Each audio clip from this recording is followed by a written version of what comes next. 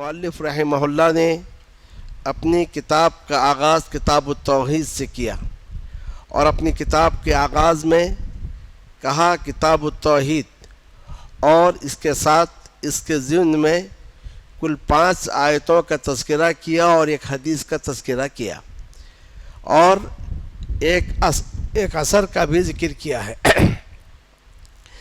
इससे पहले आपको बताया जा चुका है कि मुअल्लिफ़ रहमहुल्लाह अपने इस किताब में तौहीद की 3 किस्मों में से जिस किस्म का तज़किरा कर रहे हैं वो तौहीद इबादत है या कि तौहीद उलूहियत है। गुज़िश्ता दर्स में बतलाया गया था कि तौहीद की 3 किस्में हैं, तौहीद रुबूबियत, तौहीद उलूहियत और तौहीद अस्मा व सिफ़ात। तो मुअल्लिफ़ रहमहुल्लाह ने अपनी इस किताब में जिस तौहीद पर तरकीज़ किया है, जिस तौहीद के दलाइल बयान किए हैं, जिस तौहीद के मुनाफी उमूर को ज़िक्र किए हैं, वो है तौहीद इबादत, वो है तौहीद उलूहियत। मुअल्लिफ़ रहमहुल्लाह ने तौहीद इबादत और तौहीद उलूहियत पर ज़ोर इसलिए दिया क्योंकि उन्होंने अपने ज़माने में देखा कि लोग इस तौहीद में गुमराह हो चुके हैं, लोग इस तौहीद में भटक गए हैं। अपने आप को मुसलमान कहते हैं, अपने आप को मुवाहिद कहते हैं, लेकिन वो सारे के सारे काम करते हैं जो तौहीद इबादत के ख़िलाफ़ है। और तौहीद इबादत पर ज़ोर इसलिए भी दिया क्योंकि अल्लाह अज़्ज़ व जल ने सारे रसूलों को इसी तौहीद के क़याम के लिए भेजा था। तो इसलिए मुअल्लिफ़ रहमहुल्लाह ने अपने इस किताब में तौहीद उबूदियत का ज़िक्र किया और तौहीद उलूहियत पर तरकीज़ की। सबसे पहला जो बाब है उस बाब का नाम है किताब तौहीद। यहाँ एक सवाल पैदा होता है कि किताब का नाम किताब तौहीद है, मगर पहले बाब का नाम भी किताब तौहीद क्यों है? बाज़ मुफस्सिरीन ने या बाज़ शारिहीन ने इसका ये मतलब लिखा कि गोया ये आने वाली किताब का मुक़द्दमा है। जैसा कि हर किताब का एक मुक़द्दमा होता है, पेश लफ्ज़ होता है, तो गोया ये आने वाले अबवाब के लिए एक मुक़द्दमा है या एक पेश लफ्ज़ है। और बाज़ शारिहीन ने लिखा है कि नहीं, यहाँ किताब उजूब के माने में है।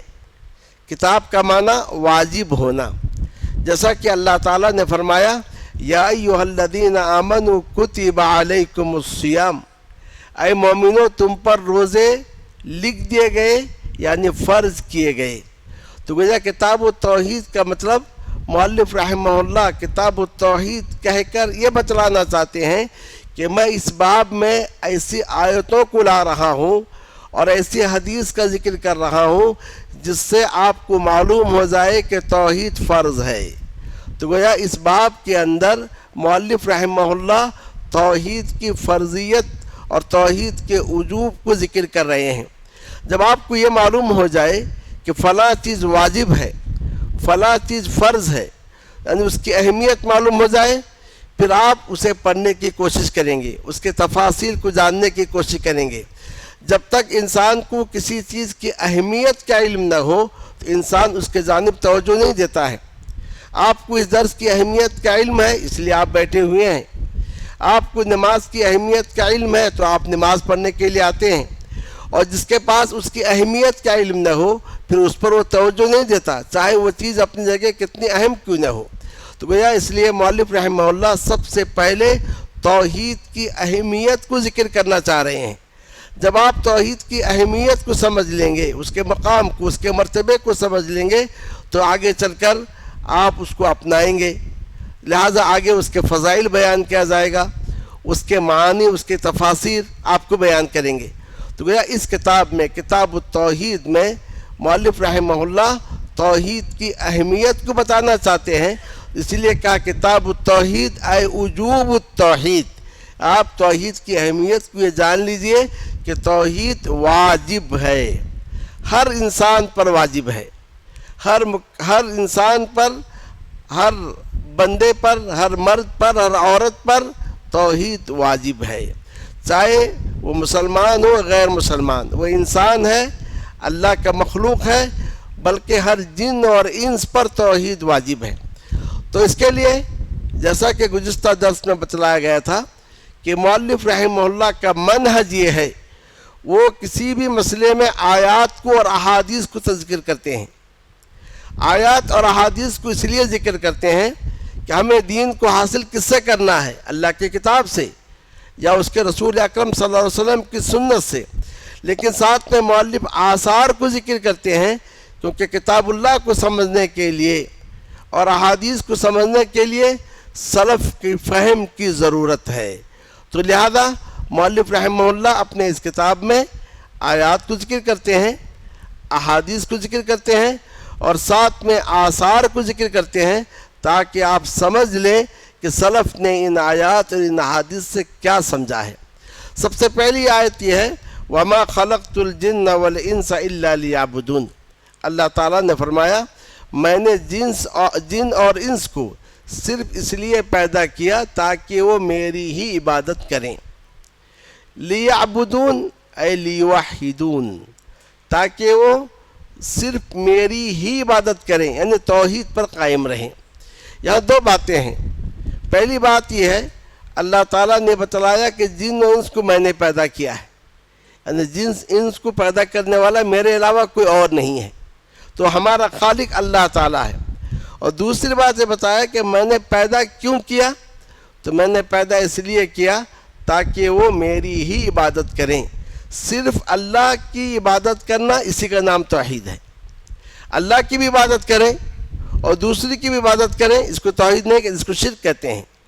تو لیعبدونی، اس کے اندر نی کے اندر توحید آ گیا، تاکہ وہ میری ہی عبادت کریں۔ تو گویا اس آیت کے ذریعے سے مؤلف رحمہ اللہ ہمیں یہ سمجھانا چاہتے ہیں کہ جن اور انس کی تخلیق کا مقصد توحید کو قائم کرنا ہے۔ تو جو چیز ہماری تخلیق کا مقصد ہے تو وہ چیز واجب ہے، وہ چیز فرض ہے۔ تو گویا اس آیت کے ذریعے سے مؤلف رحمہ اللہ نے بتلایا کہ توحید واجب ہے، توحید فرض ہے۔ اگر آپ سے پوچھا جائے اس آیت کے ضمن میں بتلائیے کہ توحید واجب کیوں ہے، توحید فرض کیوں ہے، آپ جواب میں کہیں گے کہ توحید جن اور انس کی تخلیق کا مقصد ہے، اسی کام کے لیے جنات کو اور انسانوں کو پیدا کیا گیا ہے۔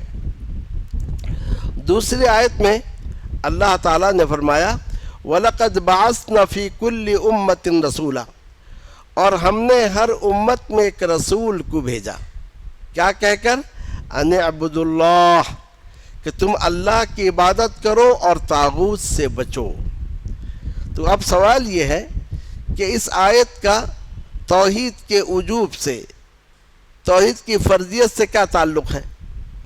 اب غور کریں، اپنے ذہن پہ زور دیں کہ اس آیت کا توحید کے وجوب سے کیا تعلق ہے۔ اس سے پہلے آپ اس آیت کو سمجھیں کہ اس میں توحید کا کہاں ذکر کیا گیا ہے۔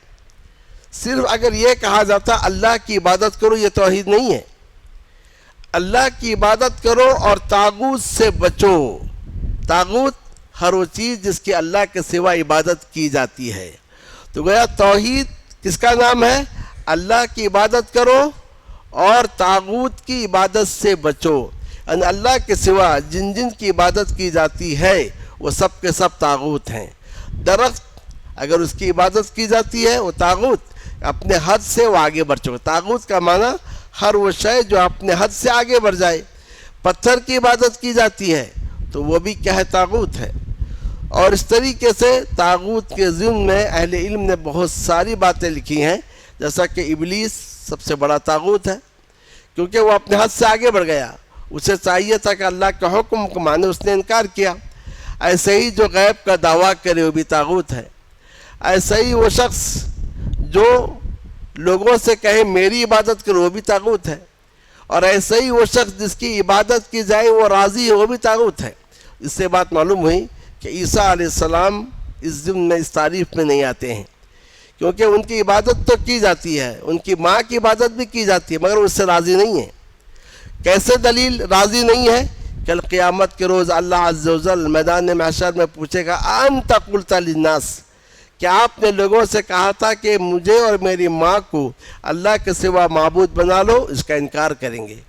تو گویا عیسیٰ علیہ السلام اس سے راضی نہیں ہیں، تو لہٰذا طاغوت کی تاریخ پہ ضمن وہ نہیں آئیں گے۔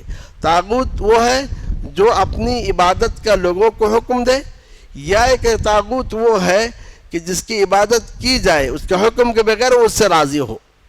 تو گویا یہاں پر توحید کے لیے دلیل یہ ہے، یہ آیت توحید پر دلیل اس طریقے سے ہے، اللہ کی عبادت کرو اور طاغوت کی عبادت سے بچو۔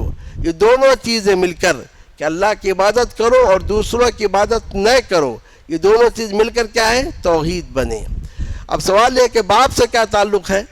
تو باپ سے تعلق اس لیے اللہ تعالیٰ نے فرمایا کہ ہر امت میں ہم نے رسول کو اسی کام کے لیے بھیجا ہے۔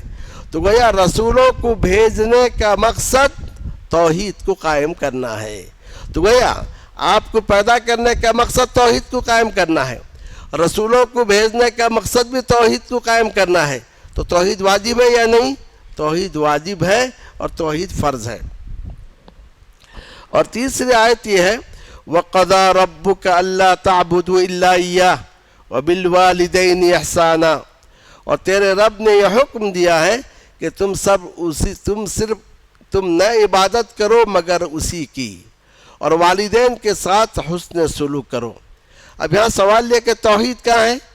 صرف اللہ تعبدو میں توحید نہیں ہے، لا تعبدو الا ایاہ، تم نہ عبادت کرو مگر اسی کی، مطلب اس کی عبادت کرو، دوسرے کی عبادت نہ کرو، یہ توحید ہے۔ تو گویا اس توحید کے تعلق سے تمہارے رب نے حکم دیا ہے، جس کا رب حکم دے وہ واجب ہے، جس چیز کا رب حکم دے وہ واجب ہے۔ الامر للوجوب، امر کس کے لیے ہے؟ وجوب کے لیے ہے۔ تو گویا توحید اس لیے واجب ہے کیونکہ توحید اللہ کا حکم ہے۔ بلکہ کتاب اللہ میں شروع سے پڑھتے ہوئے الحمدللہ رب العالمین سے پڑھتے ہوئے جائیے، سب سے پہلا جو امر آئے گا وہ ہے توحید، سب سے پہلی جو نہیں ہے وہ ہے شرک۔ جیسا کہ سورہ بقرہ میں اللہ تعالیٰ نے فرمایا یا ایھا الناس اعبدوا ربکم، اے لوگوں اپنے رب کی عبادت کرو۔ تو پہلا امر ہے توحید، اور اسی کے آیت میں آخر میں ہے فلا تجعلوا للہ اندادا، تم اللہ کے لیے شریک نہ بناؤ۔ تو پہلی نہیں کیا ہے؟ شرک ہے۔ تو گویا کتاب اللہ میں پہلا حکم توحید ہے اور پہلی نہیں شرک ہے۔ تو اس آیت سے باپ کا تعلق یہ ہے کہ اللہ تعالیٰ نے توحید کا حکم دیا ہے، اور جس چیز کا خالق کائنات حکم دے وہ واجب ہے۔ چوتھی آیت میں اللہ تعالیٰ نے فرمایا وَاعْبُدُوا اللَّهَ وَلَا تُشْرِكُوا بِهِ شَيْئًا، تم اللہ کی عبادت کرو اور اس کے ساتھ کسی چیز کو شریک نہ ٹھہراؤ۔ تو یہاں پر توحید کیا ہے؟ دونوں چیزیں مل کر توحید ہے، وَاعْبُدُوا اللَّهَ وَلَا تُشْرِكُوا بِهِ شَيْئًا، کیونکہ مشرکین مکہ بھی اللہ کی عبادت کرتے تھے لیکن اللہ کے ساتھ دوسروں کو شریک ٹھہراتے تھے۔ تو وَاعْبُدُوا اللَّهَ اور وَلَا تُشْرِكُوا بِهِ شَيْئًا دونوں مل کر کیا بنے؟ توحید بنے۔ اب اس کا باپ سے کیا تعلق ہے؟ یہ آیت وہ آیت ہے جسے آیت الحقوق کہا جاتا ہے، یعنی اس آیت میں 10 حقوق ذکر کیے گئے ہیں، والدین کے حقوق، رشتہ داروں کے حقوق، اور اس میں یتیموں کے حقوق، پڑوس کے حقوق، 10 حقوق بیان کیے گئے ہیں۔ ان 10 حقوق میں سب سے پہلا حق توحید ہے۔ تو گویا سارے حقوق میں جو سب سے پہلا حق وہ واجب ہے۔ تو گویا اس آیت کے ذریعے بتایا گیا کہ توحید سارے حقوق میں سب سے پہلا حق، سب سے اول حق ہے۔ جو چیز سب سے پہلا حق ہو اور سب سے اول حق ہو وہ چیز واجب ہے، اور اس کے واجب ہونے میں کوئی شک و شبہ نہیں ہے۔ اس کے بعد جو آیت ہے اس میں اللہ تعالیٰ نے فرمایا قُلْ تَعَالَوْا أَتْلُ مَا حَرَّمَ رَبُّكُمْ عَلَيْكُمْ، کہہ دیجیے آؤ میں تم پر تلاوت کرتا ہوں ان باتوں کی جنہیں تمہارے رب نے تم پر حرام کیا ہے۔ پھر اس کے بعد یہ ہے اللہ تشرکوا بہ شیئا، کہ پہلی بات یہ ہے تم اس کے ساتھ کسی چیز کو شریک نہ ٹھہراؤ۔ تو گیا اس کے ساتھ تم کسی چیز کو شریک نہ ٹھہراؤ، اس کا مفہوم یہ ہے صرف اس کی عبادت کرو، تو یہ توحید ہے۔ مگر اس آیت کا باپ سے کیا تعلق ہے؟ اس آیت کو آیت الوصیہ کہا جاتا ہے۔ آیت الوصیہ، وصیت کا معنی ایسا حکم جو تاکید کے ساتھ ہو۔ عام طور سے دنیا سے جانے والا کیا کرتا ہے؟ اپنے جو اولاد ہے اپنے بچوں کو وصیت کرتا ہے. تو گویا اس آیت سے معلوم ہوا ساری وصیتوں میں سب سے پہلی وصیت کیا ہے؟ توحید ہے. تو یہاں تک کیا باتیں معلوم ہوئی؟ جن و انس کی تخلیق کا مقصد توحید ہے، رسولوں کو بھیجنے کا مقصد توحید ہے، اللہ تعالیٰ کے احکامات میں پہلا حکم توحید ہے، سارے حقوق میں پہلا حق توحید ہے، ساری وصیتوں میں پہلی وصیت توحید ہے. تو ان 5 طریقوں سے یہ بات معلوم ہوئی کہ توحید واجب ہے. اس آیت الوصیت کو ذکر کرنے کے بعد مؤلف رحمہ اللہ عبداللہ ابن مسعود رضی اللہ تعالیٰ عنہ کا قول بیان کرتے ہیں کہ جو چاہتا ہے کہ دیکھے محمد صلی اللہ علیہ وسلم کی وصیت کو جس پر آپ کی مہر لگی ہے وہ اس آیت کو پڑھ لے. تو گویا یہ آیت الوصیہ ہے، اس کے لیے دلیل کے لیے ایک اثر بیان کیا ہے. تو ایک صحابی کا قول جس کو ہم اثر کہتے ہیں، اس کو کیوں لایا ہے؟ اصل کے بنیاد پر نہیں، بلکہ یہ بتلانے کے لیے صحابی نے، جلیل القدر صحابی نے اس آیت کو آیت الوصیہ قرار دیا ہے. یہ ایک صحابی کی فہم میں سمجھ ہے. جب صحابی کی فہم سمجھ ہے، اس فہم و سمجھ کا اعتبار کرنی چاہیے. ان 5 آیتوں کے ذریعے مؤلف رحمہ اللہ نے توحید کے وجوب کو ثابت کر کے اس کی اہمیت کو بتلایا. اب آخر میں ایک حدیث بیان کرتے ہیں، وہ حدیث سن لیجئے. معاذ بن جبل رضی اللہ تعالیٰ عنہ سے مروی، انہوں نے کہا میں نبی صلی اللہ علیہ وسلم کے پیچھے ایک گدھے پر سوار تھا. بس آپ نے مجھ سے کہا اے معاذ، کیا تم جانتے ہو بندوں پر اللہ کا کیا حق ہے اور اللہ پر بندوں کا کیا حق ہے؟ میں نے کہا اللہ اور اس کے رسول زیادہ جانتے ہیں.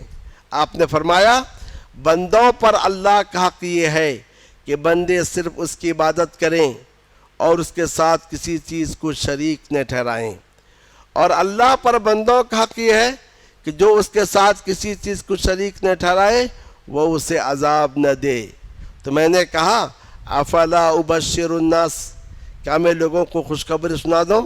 آپ نے کہا مت خوشخبری دو، ورنہ وہ اسی پر اعتماد کر لیں گے اور عمل کرنا چھوڑ دیں گے. یہ روایت صحیح بخاری سے مسلم کی ہے. اور بعض روایتوں میں ہے کہ معاذ رضی اللہ تعالیٰ عنہ نے موت کے وقت یہ حدیث سنائی کہ ایسا نہ ہو کہ حدیث لوگوں کو معلوم نہ ہو، گناہ سے بچنے کے لیے کام کیا. اس حدیث میں پہلی بات یہ ہے کہ بندوں پر اللہ کا حق، یہ تو سمجھ میں آتا ہے کہ بندوں پر اللہ کا حق ہے. تو کیا اللہ پر بھی بندوں کا حق ہے؟ نہیں، اللہ پر بندوں کا کوئی حق نہیں ہے الا یہ کہ اللہ اپنے اوپر کسی چیز کو لازم ٹھہرا لے. جیسا کہ اس حدیث میں ہے کہ اللہ نے اپنے اوپر یہ لازم ٹھہرا لیا کہ جو میری توحید کو اپنائے گا، میرے ساتھ شرک نہیں کرے گا، میں اسے عذاب نہیں دوں گا. تو گویا اللہ پر جو یہ حق ہے بندوں نے نہیں دیا ہے، اللہ تعالیٰ نے خود سے اپنے اوپر حق لیا ہے. ہم اللہ پر کوئی حق ڈال نہیں سکتے. ہم پر اللہ کا حق ہے لیکن اللہ پر ہمارا حق نہیں ہے الا کہ اللہ اپنے اوپر کوئی حق لے لے. اچھا، دوسری بات یہ ہے کہ اس حدیث میں ہے جو اللہ کے ساتھ کچھ شرک نہ کرے اللہ اسے عذاب نہ دے. کیا مطلب ہے؟ کیونکہ بہت سارے ایسے ہیں جو موحد تو ہیں لیکن کبیرہ گناہ کرتے ہیں، توبہ کیے بغیر مر جاتے ہیں. تو گویا جو توبہ کیے بغیر مر جائے، یعنی کبیرہ گناہ پہ توبہ کیے بغیر مر جائے، یعنی شرک پر اگر کوئی مرے بغیر توبہ کیے وہ ہمیشہ ہمیشہ جہنم میں ہے. اور جو کبیرہ گناہ کرے اور توبہ کے بغیر مر جائے، اس کے تعلق سے اہل سنت والجماعت کا موقف یہ ہے کہ اللہ کی مشیت کے تحت ہے. اللہ تعالیٰ چاہے تو اسے معاف کرے، سیدھا جنت بھیج دے، یا اللہ عز و جل چاہے تو اسے عذاب دے اور اس کے بعد اسے جنت میں بھیجے. توحید ہے تو اسے ایک نیک روز جنت میں جانا ہے. اب سوال یہ ہے، اس میں جو کہا کہ اللہ پر، یعنی اللہ نے اپنے اوپر یہ حق ٹھہرا لیا ہے جو اس کے ساتھ کسی چیز کو شریک نہیں ٹھہرائے اس کو عذاب نہیں دے گا. تو پھر یہ لوگ جو کبیرہ گناہ پہ مرتے ہیں، چوری کیے، مثلا سود کھائے، کسی کا حق مارے، تو پھر اور توبہ کیے بغیر مر گئے، تو ان کا انجام کیا ہوگا؟ کہ اللہ انہیں عذاب نہ دے گا؟ تو اس کا جواب یہ ہے کہ اللہ عذاب نہ دے کے دو مطلب ہے. ایک یہ ہے کہ اول وہلا میں عذاب ہی نہ دے، عذاب ہی نہ دے، یعنی جو لوگ کبیرہ شرک نہیں کیے اور دیگر کبیرہ گناہ کیے اور توبہ کر لیا، اللہ انہیں عذاب ہی نہ دے.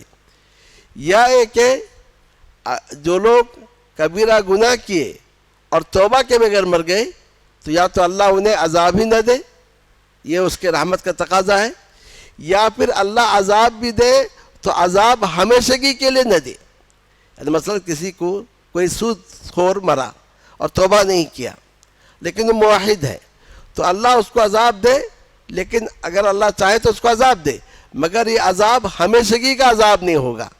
چند روز عذاب پانے کے بعد پھر اللہ عز و جل اسے جنت کو بھیجیں گے۔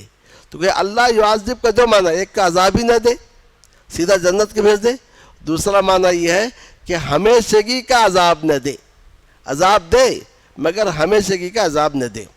اب اس کے بعد یہ ہے کہ یہاں پر یہ ہے کہ کہا کہ آپ انہیں بشارت، لوگوں کو خوشخبری نہ دو، حدیث مت سناؤ، جبکہ حدیث میں ہے کہ جو کسی علم کو چھپا لے جس سے اسے پوچھا گیا تو اسے جہنم کا لگام پہنایا جائے گا۔ علم کو چھپانا حرام ہے، جبکہ یہاں پر چھپانے کا حکم دیا گیا ہے۔ اس کا پہلا جواب یہ ہے جب کسی سے پوچھا جائے اور وہ چھپا لے، یہاں اس کا تعلق نہیں ہے۔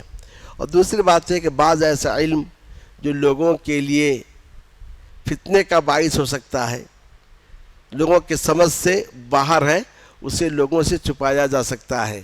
کتنے ایسے علم ہیں عام لوگوں کو ذکر کیا جائے تو ان لوگوں کے لیے فتنہ بن سکتا ہے۔ اس لیے امام بخاری رحمہ اللہ نے باب باندھا حدث الناس علی قدر عقولہم، لوگوں سے حدیث بیان کرو ان کے عقل کے مطابق۔ تو کہ اس حدیث سے بات معلوم ہوئی یہ توحید بندوں پر اللہ کا حق ہے۔ اب آپ سمجھ لیجئے کہ اس میں 5 آیتیں ہیں اور ایک حدیث ہے۔ پہلی آیت سے معلوم ہوا جن و انس کی تخلیق کا مقصد توحید، دوسری آیت سے معلوم ہوا رسولوں کے بعثت کا مقصد توحید، تیسری آیت سے معلوم ہوا اللہ تعالیٰ کا پہلا حکم توحید، چوتھی آیت سے معلوم ہوا سارے حقوق میں سب سے پہلا حق توحید، پانچویں آیت سے معلوم ہوا ساری وصیتوں میں سب سے پہلی وصیت توحید، اور آخر میں جو حدیث سے معلوم ہوا کہ توحید بندوں پر اللہ کا حق ہے۔ تو گویا جو تخلیق کا مقصد ہو، رسولوں کے بھیجنے کا مقصد ہو، اللہ کا حکم ہو، سارے حقوق میں پہلا حق ہو، ساری وصیتوں میں پہلی وصیت ہو، اور بندوں پر اللہ کا حق ہو، تو پھر وہ چیز کیا ہے؟ واجب ہے، وہ چیز فرض ہے۔ تو لہذا مؤلف رحمہ اللہ نے بڑی آسانی کے ساتھ سمجھا دیا کہ توحید واجب ہے، توحید فرض ہے۔ جب آپ اس کو سمجھ لیے، اب آگے کے ابواب میں مؤلف رحمہ اللہ یہ بیان کرتے ہیں کہ توحید کی فضیلت کیا ہے تاکہ آپ اس کو اپنائیں، پھر توحید کی ضد کیا ہے تاکہ آپ اچھی طرح توحید کو سمجھ لیں، پھر اس کے بعد توحید کی تفسیر کیا ہے، وہ ساری کی ساری باتیں آگے کے ابواب میں انشاءاللہ آئیں گی۔ چونکہ میں یہاں آتا جاتا رہتا ہوں تو انشاءاللہ میری غیر موجودگی میں ہمارے فضیلت الشیخ فیاض جامعی استاذ جامعۃ المفلحات یہاں موجود ہیں، وہ انشاءاللہ آئندہ ہفتہ اسی وقت یہاں درس دیں گے۔ تو میرا کہنا ہے کہ ہمارے دین کا تعلق شخصیات سے نہیں ہے، ہمارا تعلق دین سے ہے۔ تو کسی سے بھی ہو آپ کو علم حاصل کرنا ہے، فلاں سے حاصل کرنا، فلاں سے نہیں۔ اللہ عز و جل نے اس دین کو نازل کیا، قیامت تک کے لیے نازل کیا، تو لہذا دین باقی رہے گا۔ شخصیات آتی رہیں گی اور جاتی رہیں گی، کسی شخصیت کے جانے سے دین ختم ہونے والا نہیں ہے یہاں تک کہ قیامت آئے۔ نبی اکرم صلی اللہ علیہ وسلم کا انتقال ہو گیا تو کیا اس کا مطلب دین ختم ہو گیا؟ نہیں۔ اسی لیے جب صحابہ کرام مغموم تھے، پریشان تھے، وحی کا سلسلہ بند ہو گیا، اب کیا ہوگا؟ نئے نئے مسائل آئیں گے، ہم کس کے پاس جائیں گے؟ تو ابوبکر صدیق رضی اللہ تعالی عنہ نے منبر پہ چڑھ کر کہا، سن لو، آج تک جو کوئی محمد کی عبادت کرتا تھا وہ مر چکے، اللہ تعالیٰ آپ پر دو موت کو جمع کرنے والا نہیں، مر چکے ہیں۔ لیکن جو آج تک اللہ کی عبادت کر رہا تھا وہ جان لے کہ اللہ زندہ ہے، اسے موت نہیں آئے گی۔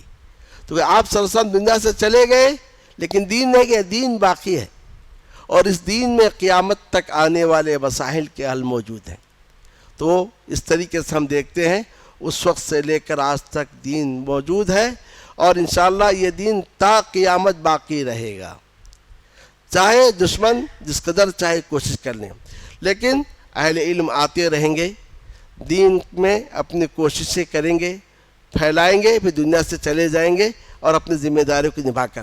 جیسا کہ آپ نے شروع میں سنا کہ آج ہمارے انتہائی عزیز دوست، انتہائی عزیز ساتھی فضیلت الدکتور آر کے نور محمد العمری کورونا کے مرض میں مبتلا ہو کر آج صبح اس دنیا سے چلے گئے. ایسا لگ رہا تھا کہ چند سالوں پہلے ہی وہ آسمان علم کے سورج بن کر نکلے اور جلد ہی غروب ہو گئے. پوری زندگی ان کی مدینہ طیبہ میں گزری.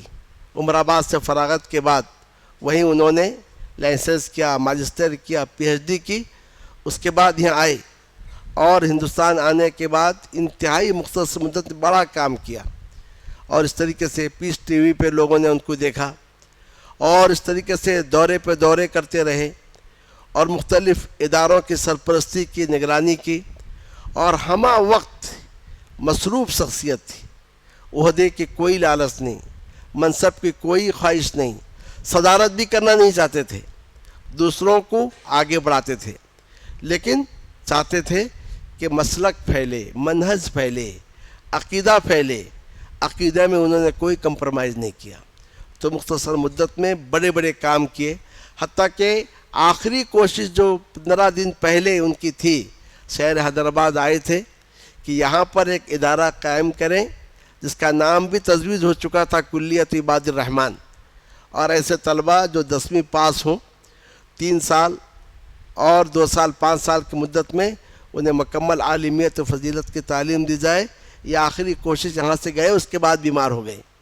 تو اس طریقے سے وہ کوشش میں تھے کہ بنگلور میں کلیت الحدیث قائم کیا کہ یہاں بھی اس جیسے کلیہ قائم کریں. چنئی میں کلیت الاذان قائم کیا. تو ہمیشہ جو ہے تعلیم کے پھیلانے میں، منہج اور عقیدے کے پھیلانے میں مصروف تھے.